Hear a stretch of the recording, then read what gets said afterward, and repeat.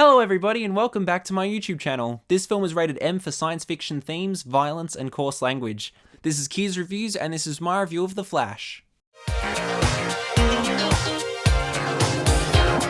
Between the action-filled sequences lies a very emotionally resonant story that engages with the audience's empathetic nature, and The Flash simultaneously delivers such an incredibly insightful look in acknowledging the wide and expansive world of the larger DCEU and beyond, while still being able to contain it all and result in being a well-made standalone Flash movie. What makes The Flash so impactful is the focus of the film's core story. At the heart of it is a deeply moving plot about a man who wants his mother back, but as it blows up into a huge superhero blockbuster, the main theme stays relevant and consistent as the consequences that Barry Allen is faced with as an alternative to living an ideal, peaceful life enrages and shakes the film the entire way through this fast-paced 2.5-hour runtime. While DC have been in production with this project for nearly a decade now, with countless rewrites and changes in directors, to finally have the finished product available to the public after having multiple delayed release dates, the long wait is certainly worth it as it captures such a deep narrative while also bringing about some of the most satisfying nods to the larger DC universe. Knowing the direction of where the plot needs to go in order to fulfill every single setup of character or story development, when The Flash strays off into new territory and seemingly abandons concepts and ideas that were established early on in the film, the script knows what it's doing in the way that it plants these teasers in order for them to all come together in a perfectly warranted way by the conclusion of the movie. While the promotional material advertised Michael Keaton's return as Batman and Sasha Calle's debut appearance as Supergirl, it felt nerve-wracking that this would be overloaded with fan service or nostalgic filler content that would take away from this being a Flash film. However, director Muschietti, who directed both of the It movies, knows exactly the point that this is Flash's film, and is able to balance out Keaton's Batman and Calle's Supergirl in reduced screen times to keep the main element of the Flash as the leading character in his own story, not leaking or extending itself out to purely be a nostalgic multiverse movie that contains very little heart, meaning, or resonance by the time it finishes. A big point of contention with this film is Ezra Miller, who plays Barry Allen. Despite all of the controversy and horrific things that they have done over the last couple of years, if you're able to put that aside as an audience member and take the film at face value, the recognition of Miller's stellar performance is obvious and undeniably deserves at least some acknowledgement of them being a great actor. Ever since their short cameo in Batman vs Superman Dawn of Justice back in 2016, their interpretation and portrayal of the Flash has been widely debated as to whether they feel like the character or not, continuously being compared to Grant Gustin, who played the Flash in the CW TV show that actually just had its final episode air last week. While their performance in Zack Snyder's Justice League does prove to be quite annoying and a little irritating at times, Miller matures their take on Barry Allen in this outing and solidifies that they were the right choice for the role ever since Snyder casted them a decade ago. Seeing their performance come to fruition in this chapter certainly does bring about unknowingly strong emotions in the audience, but also surprisingly a lot of the humour as well. While this film is based off of the Flashpoint comics and has since been adapted into an animated film and as a plot arc over the course of the first few seasons of the CW Flash show, the joy that comes from the slight alternative story and character choices in this film gives this movie a distinct feeling of being fresh and new, despite how similar the overall story is to the source material. While this could have been made as a sequel to Batman Returns, which was released just over 30 years ago, the decision to reduce his role and put Barry in the forefront was really impressive,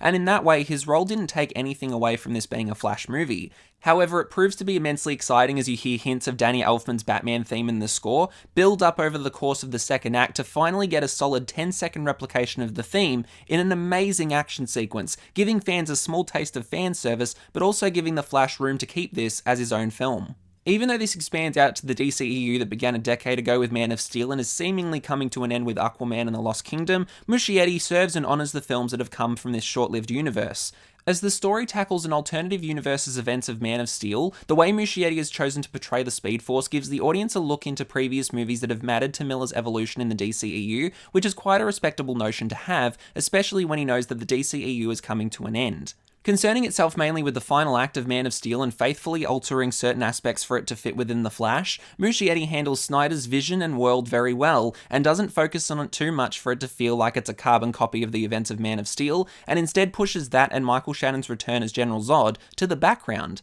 The interpretation that Muschietti has for the Speed Force and DC's multiverse is very easily explained and fleshed out in this film alone, and sometimes makes jokes at Marvel's expense with their multiverse and how they explained it somewhat poorly in Avengers Endgame. Along with that, the overall humour of this movie is surprisingly solid, and while some jokes are obviously a bit forced, it turns out to be a very comedic movie when it's allowed to at the appropriate times. No humour takes away from the emotional gravity of this story, and even though you may not feel the emotion building up, the final act does hit you in a way that you couldn't have expected.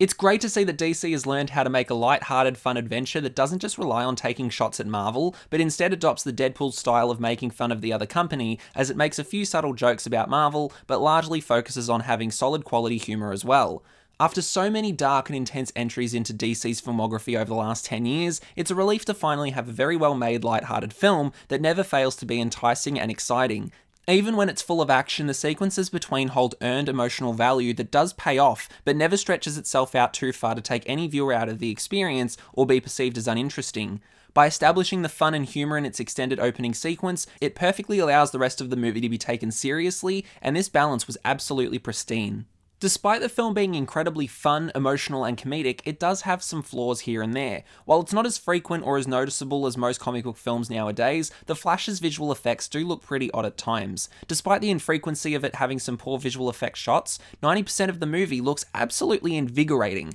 The CGI as a whole looks stunning, and in combination with the vibrancy of all of the different colours and shades of blue and orange, The Flash delivers one of DC's most beautifully looking films of their entire filmography. Whenever Barry enters Flash mode, as I like to call it, the overall shift in colour grading makes this movie feel like a real comic book, but not in the way that Spider-Man Into the Spider-Verse approaches it. It feels natural whenever this mode comes into play, but adds an extra layer to Miller's version of The Flash, even though most of these elements do originate in the more recent comic book interpretations of The Flash. The only other point of holding back from a perfect score is its rewatchability. While it certainly is rewatchable, it's not a movie that I envision to be revisiting as a comfort movie, given how ambitious and expansive that this turns out to be. It's certainly a good thing that it's large in nature, but when it comes to its rewatch value, I don't think The Flash will be joining the ranks of The Dark Knight or The Batman. The Flash is an incredible addition to DC's filmography, adapting one of their biggest graphic novels to the big screen in all of the right ways. Growing into being a massive improvement upon what the beginning of the DCEU was like, The Flash proves to be one of the most light-hearted, easily understandable, and perfectly engaging fun adventures that they've ever put to film. The combination of emotion, humour, and fast-paced action creates an exciting plethora of the revitalisation of comic book films, and creates a new hope for the overly saturated era of superhero movies that have been coming out over the last 5 years. While it may not be the best comic book film of all time, it's certainly up there as one of the best, as it unknowingly captures your heart along the way while being swept up in its stunning visuals, mostly great visual effects, and its abundantly ambitious blockbuster spectacles. It's great to see Michael Keaton return to the role as Batman, and to have Sasha Calle introduced as Supergirl, but the best part of The Flash is that it knows that it's a Flash movie, and doesn't let fan service, nostalgic references, or any other characters interrupt this impeccably enjoyable standalone Flash film, so I'll give The Flash a 9 out of 10. Thank you all so much for watching. Be sure to subscribe to my channel and follow me on Letterboxd and Instagram for all of my latest movie reviews. This has been Kiersey Reviews, signing off for now. Don't forget to like, follow, and obey.